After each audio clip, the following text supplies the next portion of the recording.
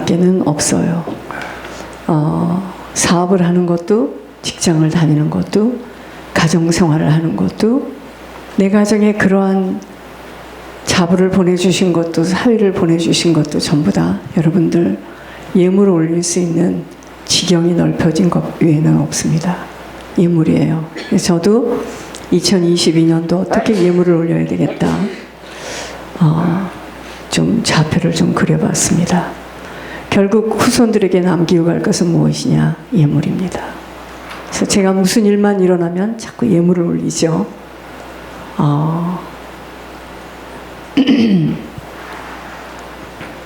장모님 친구들이 같은 학교를 안 나와서도 이렇게 어려서부터 연결된 친구들, 또 같은 학교 나온 친구들, 이번에 영을 좀 잡아봤는데 제가 깜짝 놀랐습니다. 어떤 친구는 제가요, 권 목사님하고 이 하늘의 음성을 들으면서 정말 하나님의 이 세계는 신묘막측하다, 그래서 엄청 떨고 있습니다. 처음부터 이 사람이 지옥에 갔다 이러지 않고요, 그 사람의 인생을 쭉 얘기하시다가, 그래서 좀 회개할 수 있는 길을 열어줬는데 만남이 없었잖아요. 유황불에 들어가 있다. 그러니까 목사님이 이 사람이 죽었네요. 여러분, 하나님은 우리에게 어떠한 것을 약속을 하셨어도 내가 준비가 되지 않으면 절대로 일어나지 않습니다. 여러분, 이 길은 쉬운 길이 아니에요. 그래서 방관하시면 안 됩니다. 제가 이번에도 권 목사님하고 여러 번 이야기를 하게 됐는데, 하모세 목사에 대한 약속, 하태우 집사에 대한 약속 어마어마했습니다. 그 밤에 가서 영치유하는 거 제가 그걸 다 들었잖아요. 근데 저는 어떻게 됐는지 뭐가 이렇게 한번 들어가면 이게 입력이 탁 돼가지고 기억이 나는 거예요. 그렇게 많은 약속들이 지금 다 어디가 있습니까? 그때 내 기억에 삼성에 있는 누구보다도 유명한 칩을 개발하게 한대요. 지금 어찌 됐습니까? 준비가 안 되면 그러한 약속은 나하고는 상관이 없는 거예요. 내가 준비돼야 됩니다. 내가 바뀌어야 되고, 또 제가 여러분께 말씀드렸잖아요. 어떤 장로님이 그 도시에서 가장 교회를 잘 섬기고 교회를 짓고 여러 번 짓고 돈도 있고 재력도 있고 명예도 있고 인품도 있고 다 갖췄어요. 그래서 목회자들이 이 만날 때마다 그 장로님을 모시고 있는 목사님을 굉장히 부러워했습니다. 물론 그 목사님은 목회가 너무 단단했겠죠. 그런 장로님이 있었으니까 헌신 잘하죠. 뭐 사회적으로 또 지위가 있죠. 모든 사람에게 칭송을 받죠. 실제적으로 부도 있죠. 그런데 웬일입니까? 제가 말씀드렸잖아요. 어느 날 이 장모님이 병원에 가서 청천벽력과 같은 진단을 받았습니다. 3개월 남았다고 했어요. 근데 평상시에 장모님 굉장히 몸도 건강하고 그렇게 비리비리 아픈 분이 아니에요. 사실 저 같은 사람은요, 지금 올 때도 장모님 깜짝 놀랐겠지만 내 다리가 부러져 나가는 것 같아요. 막 칼로 도려내는 것 같습니다. 이게 피가 안 통하면은, 그래서 울고 길거리에다 차를 세우고 좀 쇼를 하고 왔는데, 여러분, 이런 사람은 늘 약하니까, 그냥 늘 약하니까 약하나 보다 하지만, 그 장모님은 너무 건강해서 3개월 남았다는 이야기에 이해를 못했습니다. 그래서 교회가 크니까 온 교우들이 줄을 서서 장모님 집에 신방을 가는 거예요. 하루 가고 둘째 날, 셋째 날 계속 가는데 장모님 입을 탁 다물고 열질 않아요. 얼마나 마음에 고통을 갖고 놀랐으면 저럴까.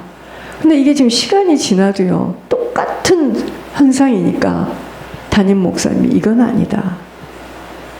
그래서 장모님하고 소리를 질렀답니다. 장모님, 진짜 예수 믿으시니까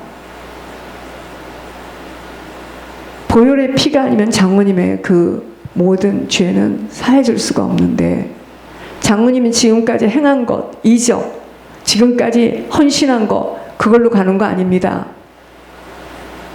그런 얘기 웬일이죠? 몇 달 동안 입을 안 열더니요, 입을 여는데 예수고 부활이고 다 귀찮소, 그 얘기를 하면서 팍 쓰러졌어요. 죽었습니다.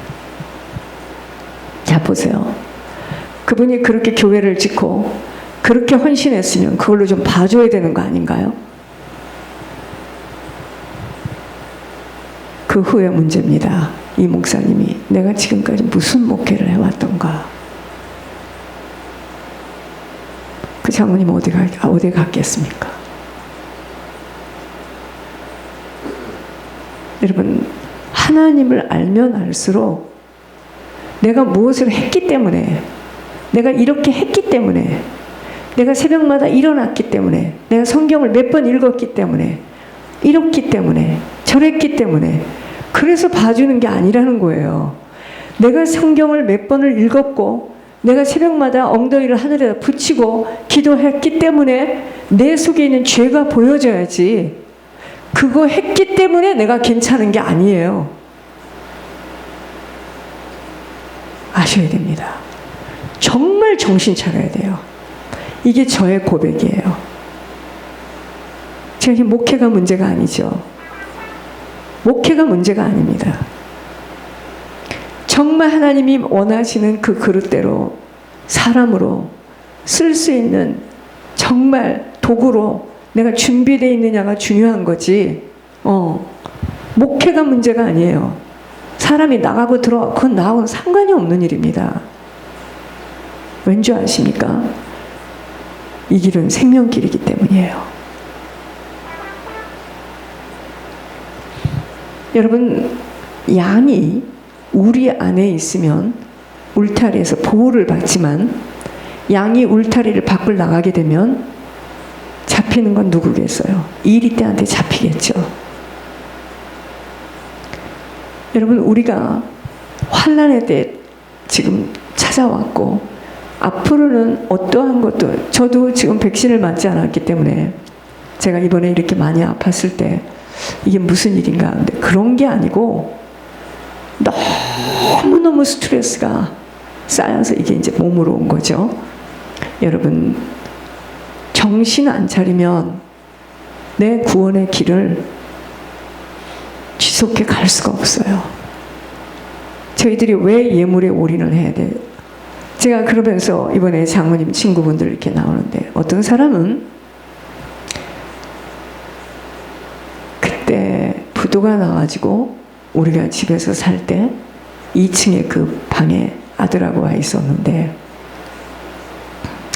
참 하나님 정확하십니다. 돌아와. 내가 그렇게 돌아오라고 너한테 이야기를 해도 들은 척 안 하는데 우진이를 통해서 회개하게 한다. 이 사람이 도도한데 왜 하나님께서 회개하는 길을 열어주시냐? 진실하답니다. 근데 가만히 생각하니까 그 사람 진실해. 진짜 좀 진실한 면이 있어요. 그래서 이번에 천불이라는 예물이 나왔어요. 야, 어떤 사람은 지옥을 가고 어떤 사람은 사업을 해서 그렇게 잘 됐는데 그는 어린 반푼어치도 없고.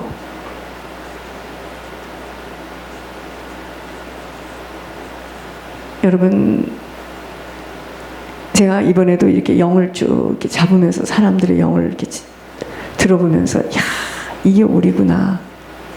이게 우리구나. 누가 누구를 무슨 말을 하겠어요. 이게 우리구나. 그래서 우리는 후손들에게 남기고 갈 것은 뭐냐? 예물밖에 없어요. 예물의 생을 걸어야 됩니다. 여기에 눈이 열려지면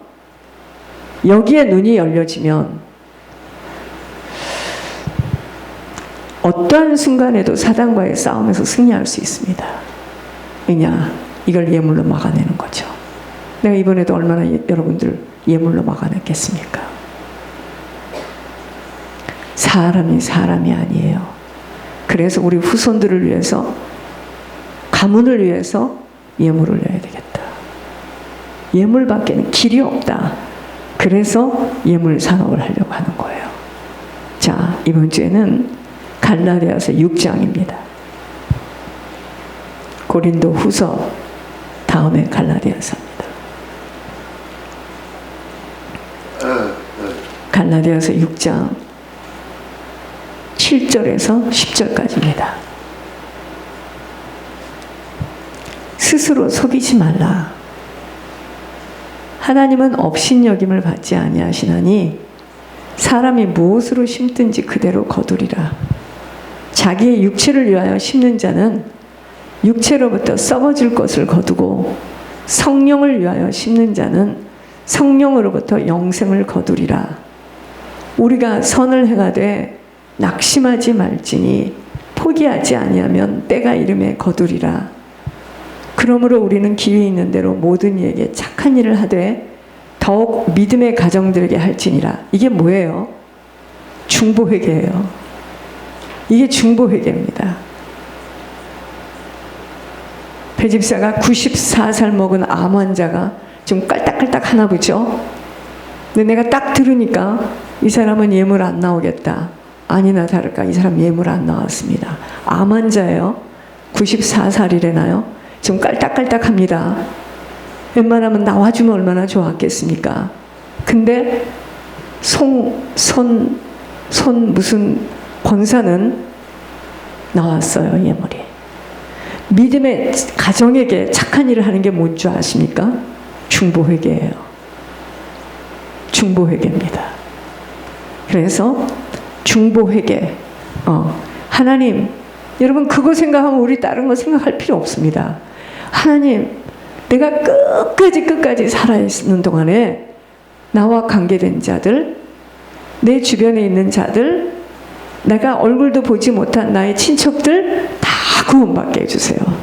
여러분 생각해보니까 시간이 얼마 안 남았더라고요. 예물을 올리는 시간을 계산해 보니까 얼마 안 남았더라 이거예요. 그렇게 시간이 많이 남아있는 게 아니에요. 여러분 우리는 막 시간이 많이 남아있는 것 같습니까? 모르죠. 40대는 그럴 수 있겠죠. 아니요. 다 왔어요. 시간은 초능과 같이 지금 날아갑니다. 다 왔어요. 오늘 제목은요, 하나님을 만홀히 여겨서는 아니 됩니다. 우리는요, 흔히 하나님을 내 생각 속에다 넣어둬서 내가 만든 하나님으로 오해하기 쉽습니다. 이쯤이면, 이 정도면 하나님을 육신의 기준으로 평가하여 자기 생각대로 소홀히 하나님을 대우하는 것이 바로 만홀히 여기는 거예요. 인간인 피조물이 창조주인 하나님을 아무렇게나 취급하고 소홀히 대할 수가 없는 것인데, 우리가 하나님을 아무리 조롱해도 하나님은 조롱을 받으실 수 없고요. 우리가 하나님을 바보 취급을 해도 바보 취급을 당할 수가 없는 분이에요. 근데 우리는 하나님이 안 보이니까 하나님을 속이려 하니 큰 오산을 범하는 것입니다. 피조물이 창조주를 속이려는 행위, 그 자체가 엄청난 실수이면 착각입니다. 그것은 하나님은 누구에게도 속임을 당하지 않기 때문이에요. 그런데 제가 정말 요즘에 하나님을 알아가기, 지금 이전에 내가 알았던 하나님이 아니세요. 야, 신묘막측하시구나. 절대로 먼저 얘기 안 해주세요. 제가 이번 주에 또 느꼈네요. 절대로 먼저, 그것은 포춘 텔러가 그렇게 하는 거죠. 그건 무당들이 하는 것이죠. 예수의 이름으로 점을 치는 권사님들, 그런 사람들은 꼭 무당같이 얘기합니다. 그게 아니에요. 진짜 하나님은 그런 분이 아니셨어요. 절대로 먼저 얘기하지 않아요. 하나님께서 만홀히 여김을 받지 않으시는 이유는 각자의 사람의 생각과 마음과 행위를 정확하게 알고 계세요. 그래서 그 모든 것들 하나님은 아버지 때 그대로 갚아주시기 때문입니다. 제 인생에 볼 때도 그런 거예요. 하나님은 반드시 행한 대로 갚아주시고 뿌린 대로 거두도록 하십니다. 그러므로 모든 일에는 원인에 따라 결과가 나타나게 되어 있는 거예요. 그 일에는 뭐든지 그런 결과가 나타날 수밖에 없는 원인이 있다는 거예요. 원인. 그래서 하나님은 오직 원인에 따라 결과를 주장하시는 분이십니다. 모든 일들을 공의와 공평으로 다스리시는 분이세요. 제가 수년 동안을 하늘의 음성 속에서 각 개개인의 속사람을 짚어내시고 알 수 없는 각종 쓰레기들을 수술해 주셨는데 절대로 먼저 얘기를 안 하세요. 요만큼만 여시고요. 요만큼만 여시고요. 절대로 묻지 않은 것은 말해주시지 않아요. 모든 걸 다 여는 것은 그거는 무당이에요. 그건 무당. 귀신이 하는 짓이고 하나님은 그렇게 안 하세요. 좋은 씨가 아닌 나쁜 씨가 뿌려진 인생 속에서는 형용할 수 없는 수많은 쓰레기들이 지속하여 착출되었었고, 좋은 씨가 뿌려진 것들에는 똑같은 환경 속에서도 예측 불허의 열매를 거두도록 하시는 하나님은 심은 대로 거두시는 모략의 하나님, 공의의 하나님이셨습니다. 그러니까 내가 물질 관리를 잘 못하고 물질 카운트도 늘 틀리고 하면 나는 물질은 내 손에서 잊지를 못하는 거예요. 아셔야 돼. 물질은 내 손에 잡혀지지가 않는 거야. 들어오는 척 했다가 나가는 거죠. 왜? 물질을 관리할 수 있는 능력이 안 되면 물질 안 맡겨요. 적게 심은 거에서는 적게 거두도록 하셨고, 많이 거둔 것에는 많이 거두도록, 많이 뿌린 것에는 많이 거두도록 하시는, 세상은 알 수 없는 비밀 속에 오늘 이 시간까지 걸어오면서 모든 것들은 하나님의 평정 속에서 아버지가 나타내어 보여주시는 일들이었습니다. 하나님의 법칙은요, 내가 행한 대로 보응을 받고 심은 대로 거두도록 하시는 것으로, 지금까지 내가 생각으로 뿌린 것들, 말로 뿌린 것들, 행동으로 심은 것들 차근차근 거두고 있는 우리의 인생입니다. 과거에서 지금까지 심은 것들을 지금 거두어 드리고 있는 거예요. 우리가 과거에 심은 것들을 지금 거두고 있는 것입니다. 그러므로 지금은 심고 있으나 앞으로 그것들을 또한 지금 심고 있는 것을 거두게 될 것입니다. 심은 대로 거두는 원리를 부정하게 되면 하나님을 속이려 들게 되는 것입니다. 하나님께 심은 것들을 지금 거두고 있기에 인생은 심고 거둠의 법칙이 인생의 모든 것이에요. 심고 거둠의 법칙이 인생의 모든 것입니다. 육신의 정욕으로 심고 성령의 열매를 거둘 수 없음이 하늘의 법칙입니다. 죄를 심고서 영생의 열매를 거두겠다는 심사가 바로 언어도단이에요. 예를 들어 지금 내게 해결되어져야 할 깊은 습관으로부터 오는 죄를 자르지 못하는 상태 속에서는 하나님이 먼저 거두도록 하시는 열매가 뭐냐면 죄의 문제를 들춰내시는 겁니다. 들춰내시는 것으로 좋은 열매를 맺어줄 수 있도록 그릇을 준비하게 하십니다. 우리가 그렇게 예물을 계속 올렸는데, 그럼 내가 집도 팔고 해서 예물을 올렸는데 왜 나는 아무것도 안 돼요? 이래서 여러분들 얼마나 휘청거리고 의심하고 막 흔들리고 이랬습니까? 근데 예물을 올렸기 때문에 돈이 나오는 게 아니고, 예물을 올렸기 때문에 그 다음에 주님만이 아시는 죄 문제를 들춰내시는 거예요. 왜? 담을 수 있는 그릇으로 준비시키려고. 거기서들 막 다 뒤집어지죠.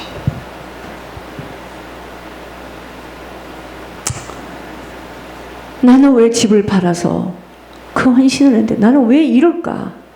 이 길이 잘못된 길일까? 아니요. 그게 아니에요. 하나님이 지금 구원을 이루시려고 그 사람을 지금 하나님께서 일평생 다루지 못한 다rum을 지금 시작하시는 거예요. 온전한 그릇으로 준비되려고. 여러분, 죄를 심은 것에 대하여 하나님이 짚어주실 때 기뻐 감사함으로 받아야 하는데, 하나님을 우습게 여기고 경멸하게 여기는 행위가 뭐냐면 죄에 대해서 부정합니다. 고집을 부리면서 얼굴을 하늘에 대고 가려보는 거예요. 여러분, 나보다 나를 더 정확하게 아시는 분은 하나님이에요. 하나님의 진단 앞에들 왜 무서워 떨지 못하고 칭찬하지 못하는 것들에 나를 왜 칭찬을 안 해주냐? 나는 과거에 칭찬만 받고 살았는데 왜 나를 이렇게 밟느냐? 여러분, 지금요, 하나님이 내 속에 있는 악의 영들의 집을 지금 들춰내고 계시는 거예요.